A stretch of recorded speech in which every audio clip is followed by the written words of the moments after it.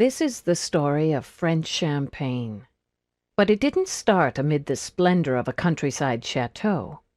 Its origins were a more modest little luxury, the aisles of a well-stocked wine shop. It was a remarkably simple way to have begun an obsession with the history of one of the world's great wines, and one of the world's great women.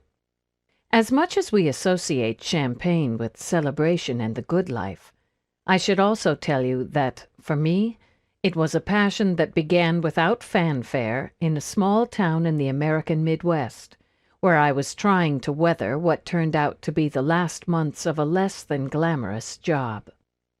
It was in the midst of this daily living, and those occasional splurges that any sensible woman uses to temper it, that I discovered the Widow Clicquot.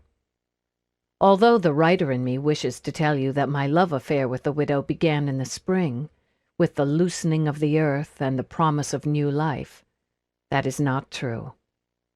Winter had the Midwestern plains firmly in its Anglo-Saxon grasp, and I found myself gazing wistfully at a row of bubbly, dreaming of distant Appalachians and the sun-soaked vineyards of France.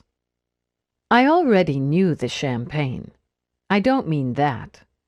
My girlfriends and I drank it with a degree of enthusiastic regularity that might not be wise to detail. It was the story of Barbe-Nicole Clicquot Ponsardin that I discovered that afternoon, printed on a small card tucked into the box of the 1996 vintage Grande Dame that I had decided I certainly deserved. The elegant little biography was less than 35 words, but it was a story that even in its outlines captured my attention that winter. It was the story of a woman raised to be a wife and mother, left widowed before 30 with a small child, with no training and little experience of the world, who grasped firmly at the reins of her own destiny and, through sheer determination and talent, transformed a fledgling family wine trade into one of the great champagne houses of the world. Here, I thought, is a woman who refuses to compromise.